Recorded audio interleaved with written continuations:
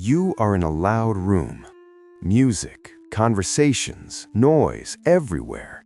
You are not paying attention to any of it. You are in your own conversation, your own world.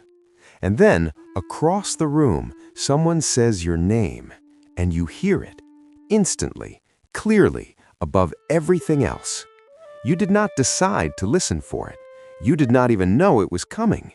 Your brain found it, without your permission, without any effort, before you even knew it happened. This is not a coincidence. This is one of the most powerful, hardwired responses in the entire human brain. And once you understand why it happens and what it means, you will never hear your name the same way again. And you will never use someone else's name without knowing exactly what you are doing to their brain.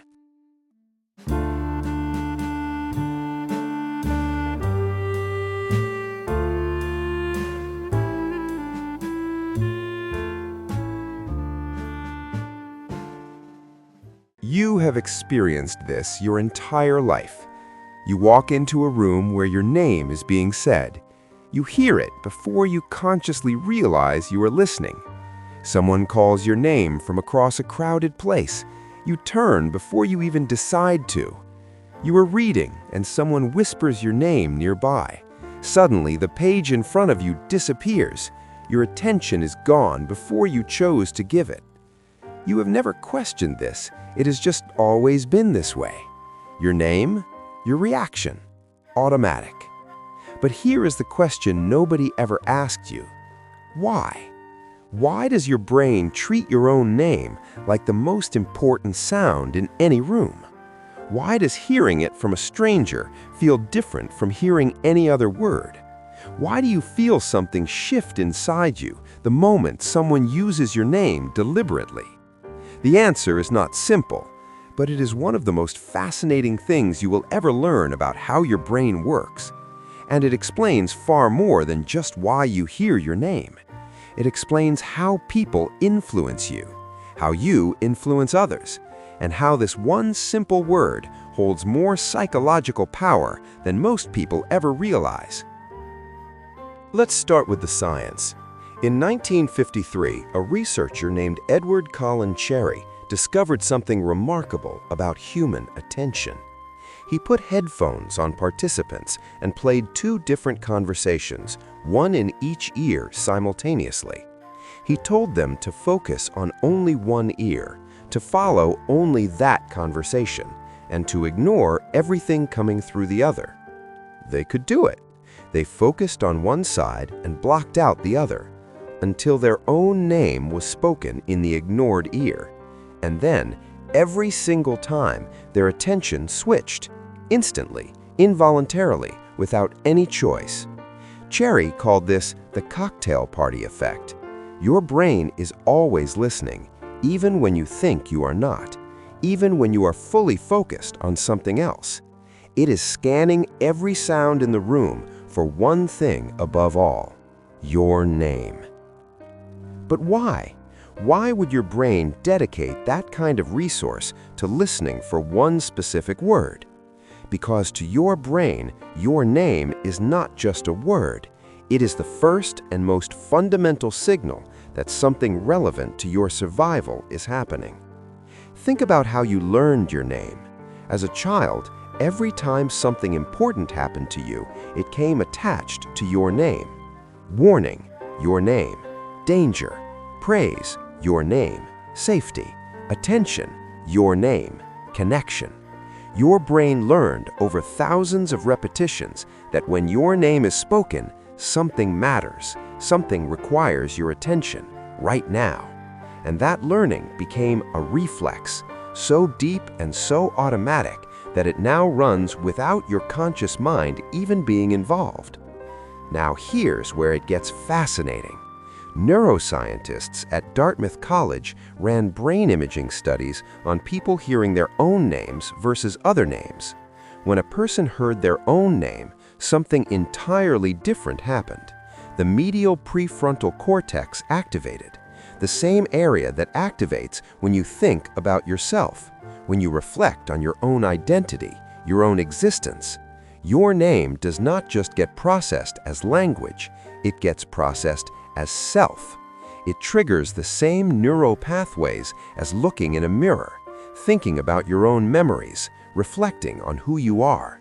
Your name is neurologically linked to your identity. Now here's the part that changes everything, because this is not just a fascinating brain fact. This is something people use on you every single day, whether you realize it or not.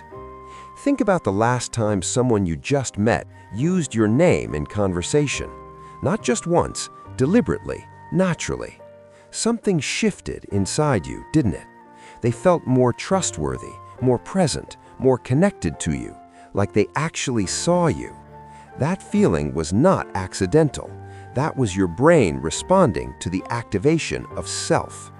When someone uses your name, your brain releases a small dose of dopamine, the same chemical released when you experience pleasure, recognition, reward, belonging. Your name makes you feel seen, and feeling seen is one of the deepest human needs there is.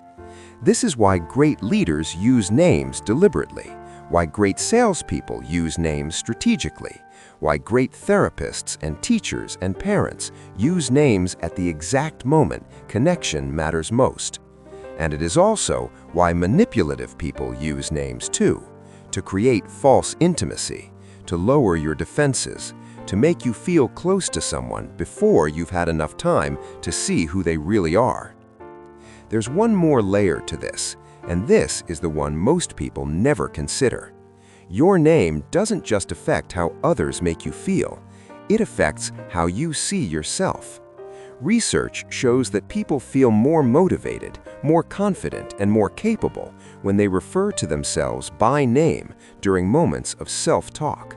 Instead of saying, "I can't do this," saying, "You can do this," using your own name, activates a psychological distance that reduces anxiety and increases performance. Your brain responds differently to your name than to the word I. It creates just enough separation between you and your fear to let your reason step in front of your panic. Athletes use this, high performers use this, and now you know how to use it too. So here is what you do with everything you just learned. Application 1. Use names deliberately in conversation.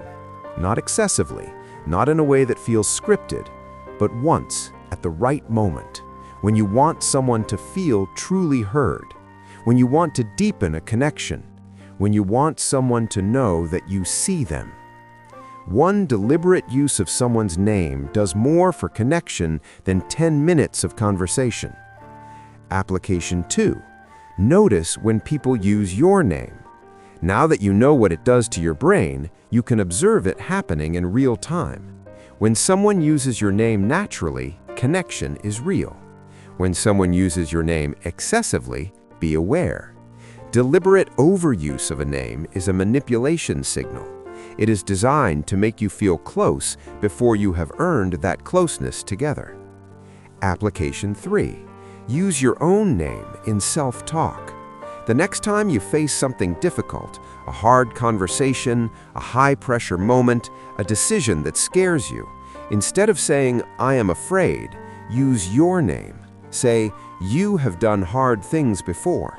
You can handle this." That small shift in language creates a distance between you and your fear that makes it possible to think clearly when everything inside you wants to shut down. Your name has always been more than a label. It is the sound your brain was trained to respond to above everything else in the world. Now you know what it does. Now you get to decide what to do with that. And that's the truth nobody taught you. If this made you see yourself differently, you're already ahead of most people. Subscribe, because next week goes deeper. I'll see you there.